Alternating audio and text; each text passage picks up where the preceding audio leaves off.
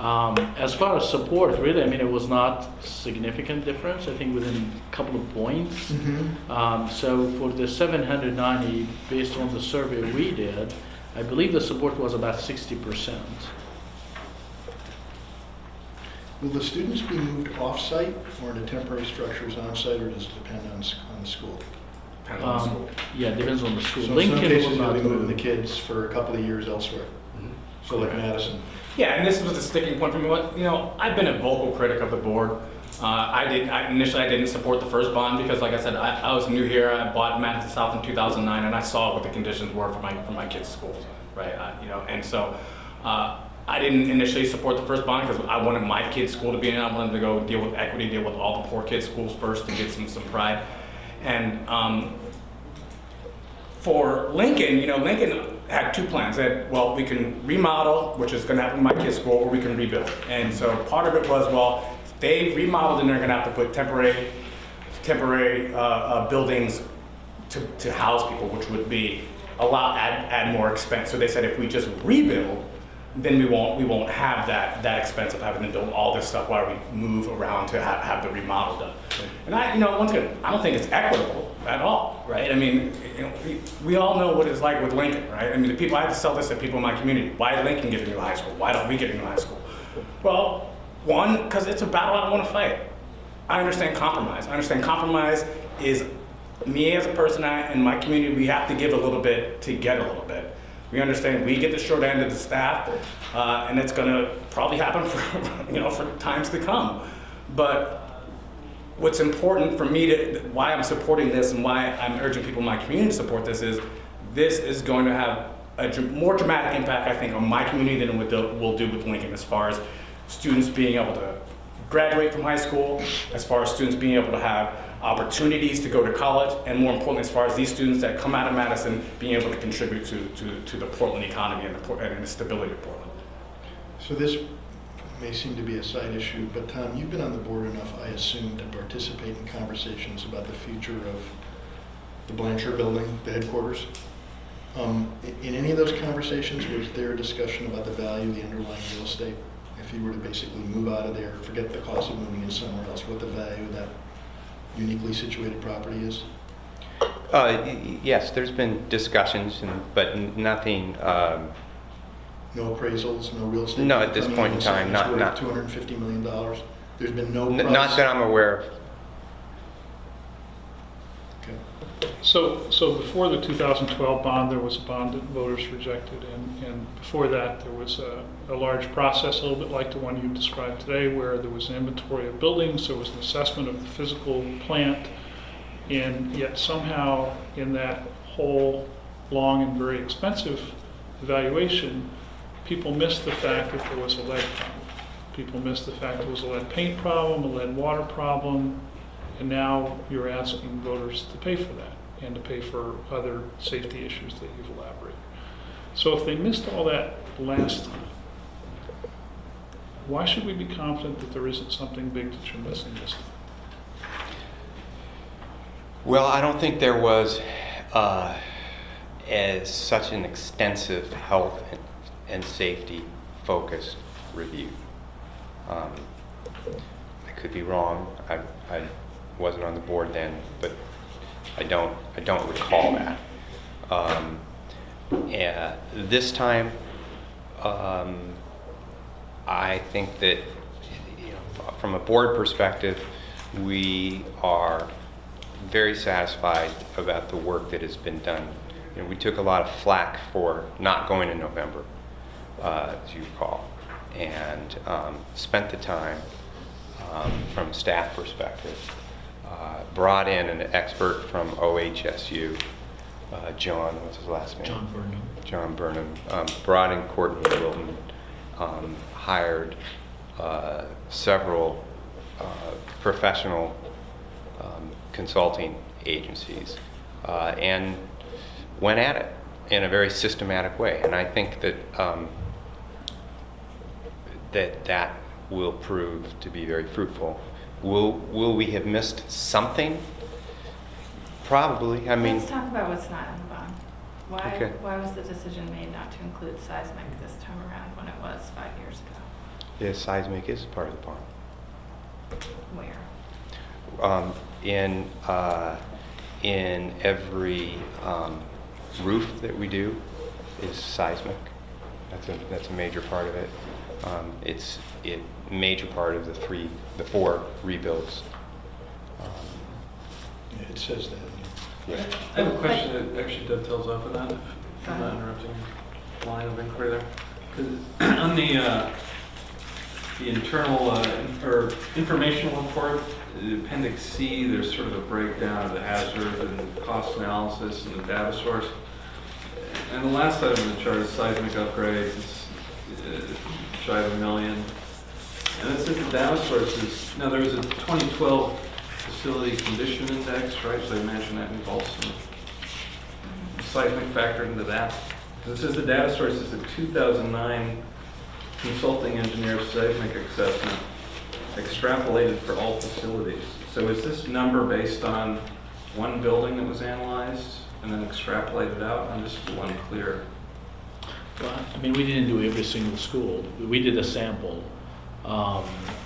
I don't know how many schools were in the sample, to be quite honest with you, but in addition to the sample, part of the work that was done in 2012, project that you've talked about, the facility condition index assessment that was done, there was data there that we have used and used the sample to kind of update the information and kind of come up with that dollar amount. Is that adequate to justify any confidence in this number? Because the seismic, fixing seismic issues is going to depend on each individual case, isn't it? You're absolutely right. I mean, every school, considering most of our schools are old, every single school probably needs some work on seismic, and it's probably, I don't know what the dollar amount is going to be. Based on this analysis that we've done, we came up with that number. But once we complete the facility condition index, which is a much more extensive work, that's when we walk every single facility and look at the details, issues in every school. We will be able to come up with probably more accurate number. But I mean, just based on information, based on the age of the building and when it was built, I mean, you know what has been put in the building from seismic perspective. So you'll get great confidence in the number from that. Before you dismiss my question, can you walk me through how the $150 million option in the appendix for this memo, where it says 0 for seismic, will be included? You're arguing that it is now included. No, what I'm saying is, it's not, part, when you do roof upgrades, part of the work, you will have to reinforce some of the walls, so that's some of that work will be seismic related. When you remodel the school, I mean, you're getting the whole building. I understand the remodeling example, but Yeah. particularly there was a line item in the last bond where it was specific seismic work was done, and there was a choice in this Correct. bond not to do that. Correct. So please explain why. The reason for that is we have worked with the community, stakeholder group, and when we convened, they have worked the number, they looked at the risks, and based on the risk factors that we have had, they have determined where the dollar amount, they have made recommendations, the staff made recommendations, we took that to the board, and ultimately that was decided. So ultimately, the community decided that even in the face of growing awareness It's a of combination an of both. earthquake risk, seismic was not the priority given the other health and safety. I think you'll have to ask the community how they have come up with their number. I guess what I'm saying, if we spend every penny out of the $790 million, we will not cover all the costs to cover all seismic. Because the best way to address seismic is really to rebuild the schools. And that brings me back to my first question, which is why, if seismic is most expensive, were the buildings that are unreinforced masonry not prioritized for full renovations or full rebuilds? Does it again go back to community standards that people are not considering seismic as much of a danger as other schools? Or as other school hazards? I wouldn't say they're not as dangerous. I think the impact and the likelihood of something happened, that was one of the considerations as the risk assessments were made. when you look at the risks we're dealing with right now, lid is current, is happening right now, so we've got to do it. It's not something waiting to happen. I mean, that's kind of the thinking behind it. With the water, you got to change these pipes, otherwise we're going to have to continue to buy water. And radon is just, you're going to have to go and fix it. So what's the likelihood of earthquake to happen and when it happen? I mean, I think that's part of the thinking. And how many schools can you do with the dollar amount that you have? And how long is it going to take to rebuild the schools? Is it reasonable to say we're going to be able to rebuild 20 schools in 1 year? It's not. So how could you possibly fix the seismic issue so quickly? It's kind of, it's really a challenge. I mean, it's not that it's not serious consideration, it is, but how could you possibly fix it within 1 year? That's the challenge. We have time constraint, then you have labor constraints and construction companies finding actually the labor force to go and do massive amount of schools. Then what do you do with the students as you trying to rebuild these schools? I was on the stakeholders committee meeting, and there was a huge debate on where things were going to be allocated. And the overall consensus was to really focus on getting the lead, asbestos, and radon out, all schools, deal with all of them versus the seismic. And, it might be just, it might just be human nature that, the earthquake is something that, we all know is going to happen, but we don't know when, and these things are really immediate. But there was a huge debate about it, about where we take money from, who's going to get more. There was a huge debate about how much we should have allocated for ADA as well. But the stakeholders group really sat down and said, this is where we feel the money is going to be allocated. If some of the seismic is going to go to deal with the high schools, and really kind of punt on seismic on this round. I'm interested, was there a consensus on that point, or was it something that ultimately was unresolved? So it ended up being consensus. There was probably a week and a half of emails. They wanted to have another meeting. I was really opposed to another meeting. They wanted to do a small subcommittee. They wanted to do a small subcommittee by like 3 people that weren't on any of the planning committees, and I was totally opposed to that as well. So this ended up happening over the course of a series of long emails. The other thing I'd say real quick, if I can chime in, Nate McCoy, I'm the Executive Director of the National Association of Minority Contractors, and we're the Oregon chapter. So I represent contractors. In my prior practice, I was a construction manager. One of the things I would say from the seismic respect is that building code trumps everything. So depending on full seismic, semi-seismic, they will by code have to do something to address the issues to at least stabilize a building. By no way would BDS allow them to build a project and not have something upgraded to support roofing. Yeah. I understand, but Lincoln and Madison are not on the list of schools that are most likely to fall down in an earthquake. And so that is a choice that is Nate, are you here as a parent, or are you here? No, I'm here as an advocate for contractors, honestly, for specifically minority contractors. So you're a contractor? Well, I'm not. I'm an advocate. So I'm kind of a more or less an agent, if you will. Oh, so I'm you're not going in familiar talking. with the construction industry. I can't. Ask No, you I am. So can you explain the difference in by the square training. footage? I'm just really So I was listening to you. I think, from my humble opinion, I think the one estimate was a little high. I would agree. But I think you also have to. The Madison 655. It feels a little high, and I don't know the ins and outs because I wasn't on the committee like him. Right. But what I know contractors go back to is the precedents of projects that you can look at in the last 5 years. Right. And given that they haven't done a new project since 1945, not saying that justifies the reason for an increase, but I think when you haven't had stuff in a short period of time in which to draw from, maybe Franklin and Roosevelt, which I would ask the question to you, have you analyzed the cost overruns to see where they ended up falling in on square footage? Because if not, then that tells you a lot about where the market is. And he let out with material. So as a contractor, relationship, lumber, steel, capacity of just contractors to all this construction market, Right. Everything's a premium, literally these days. And then architects don't do you a favor when they want all the nice, pretty materials that certainly sometimes can cost more, or design features that aren't easily constructed.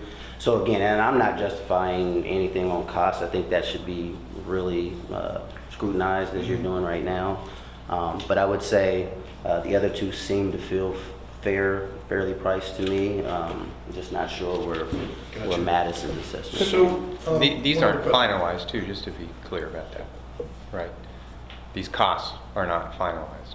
So when contractors come and bid on these things, and that will be a final. Well, right, but you could have gone back to the architect and said, I'm not paying $655. Come back to me with a proposal that I can sell to voters. So I realize they're not Yeah. finalized, Yeah. but there's a certain amount of due diligence that you're Yeah. obligated to do before you put it on the ballot. Yeah. Okay, you appear to have 4 different architects, one for each school. Why? Why not choose one architect? Is that a political gesture that you wanted to spread the wealth? Build support? No, I think it's probably I a think it has to do workload. with time, quite honestly. Yeah. It's just the time constraint that you have got to get the estimate and roll the work, and having one architect probably would not have gotten us where we need to get quickly. But you had to It will be- describe what you wanted to an architect. Yeah, So then you had to describe what you wanted to 4 architects. well, I think it's a capacity. community because each described school and what- community have their own need Yeah. and specifications Right. that they're asking for.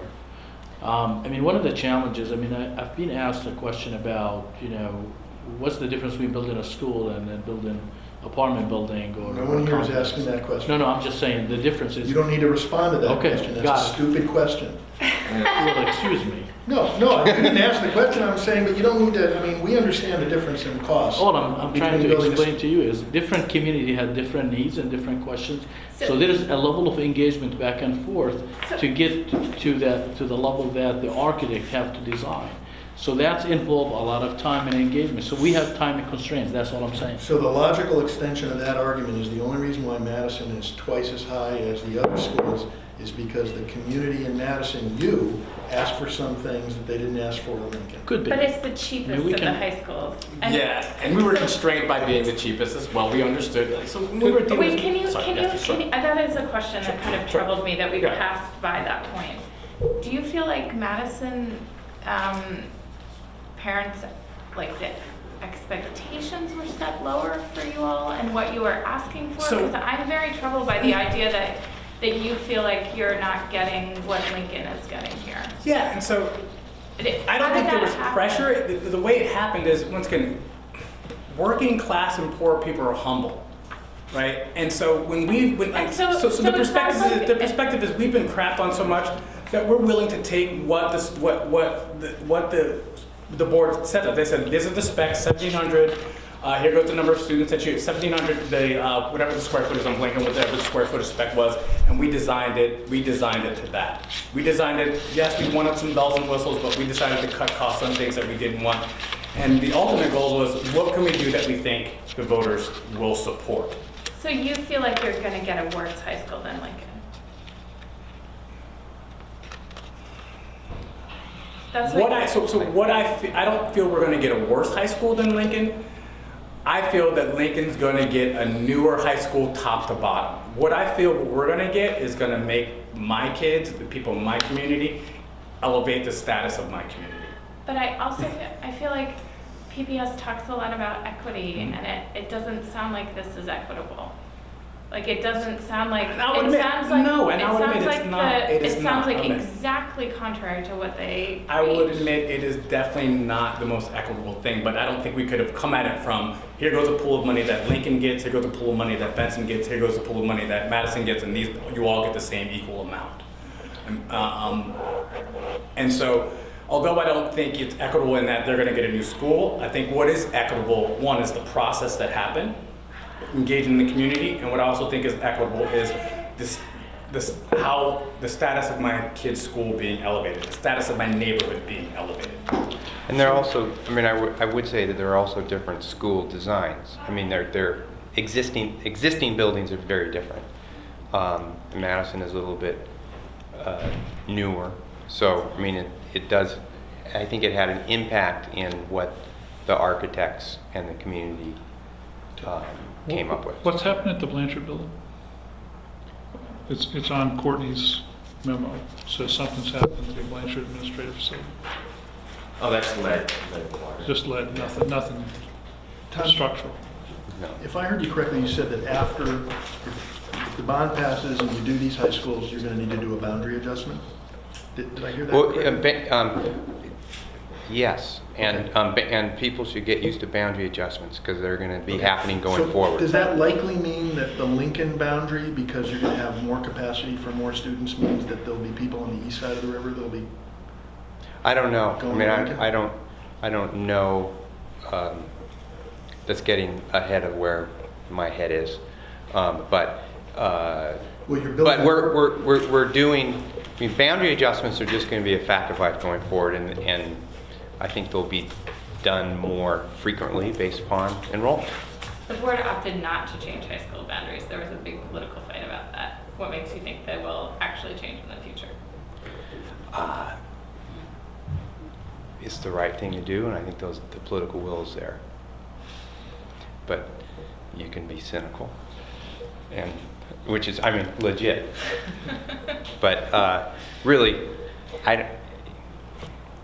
boundary change is not as hard as one thinks, in my view.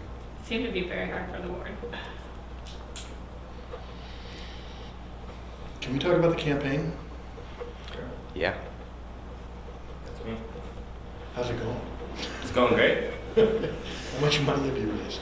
To date, just over $430,000. Who are your largest contributors? Largest contributors, single largest, I believe now, is, I still think Nike and Pt2 are the largest.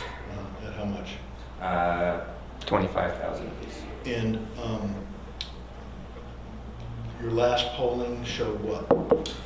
Mirrored very closely with the district polling. It showed that about 60% of people were supportive. Mhm. I think the challenge on this campaign is that people aren't really aware there's an election. There was a lot of just soft support. People, yeah, sure, I support it. But our challenge is going to get people to focus in and actually vote. And the people who are opposed, are they opposed because of the cost? Are they opposed because they don't perceive the need? Are they opposed because there's concerns with the credibility of the board, present company excluded? What are the reasons for the opposition? No, actually, the number one reason, which is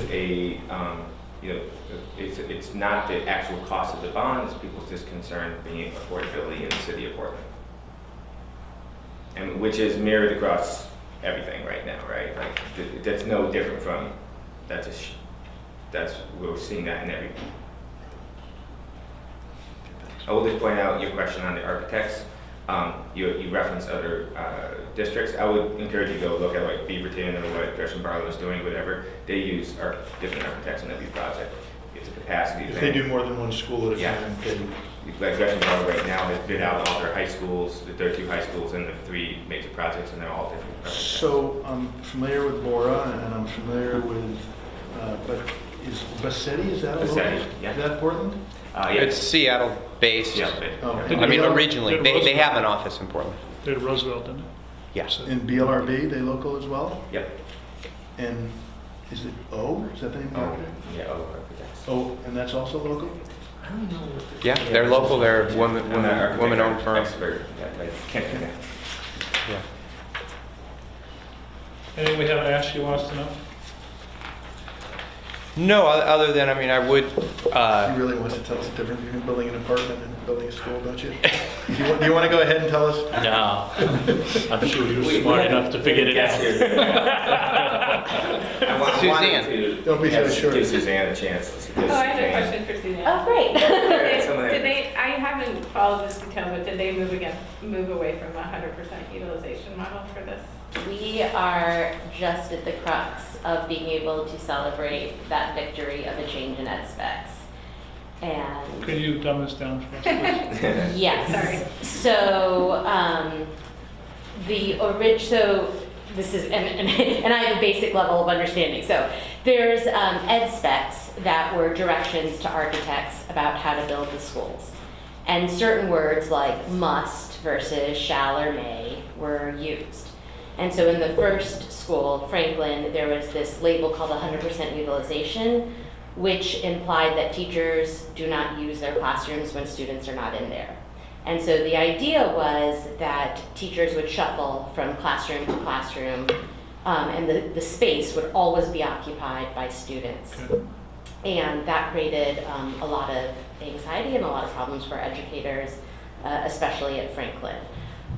In the first year, they were moving with students in passing periods with carts full of materials. Subs didn't have keys that opened up all the doors. And the educators were very vocal all along and really found themselves battling with architects, which isn't something teachers are prepared to do in these planning meetings.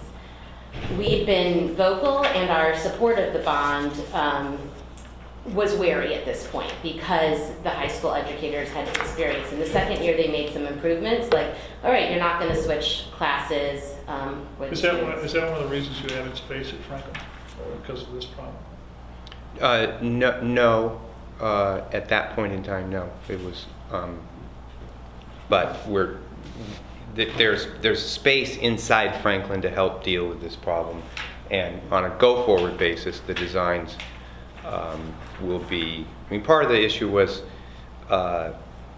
is that there wasn't good enough teacher collaboration in the original design, and we've gotten better at every successive building, and now we've actually have something that's on paper that is close to being done that will enshrine that process.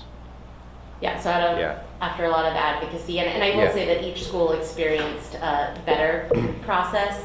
Yeah. But now the ed specs are being changed to reflect that it doesn't have to be this way, the community can decide. And then some practical things to mitigate it, but I think the value from educators is a full-time educator needs a full-time space. Students need to know where to find their teacher. We get evaluated on our classroom setup and our bulletin boards, and you need a space to be able to do those things. So we're actually really excited, though it's just happening, right? Like the draft changes, it's just happening, but those are changing. So thanks for asking about that. That was really important to us. You done? I think we're done. We don't have a silly question to ask this No, group? not for a bond campaign. Silly questions aren't applied to bond campaigns, they're serious. So you can answer. But I would encourage you to talk to Kevin Yeah. in terms of, because you were concerned, and rightly so, about how the money's been spent. Okay. Yeah. Thank you all for taking Yeah. the time out of your day to come. Yeah. Yeah, thanks. And that was like on the square footage difference costs.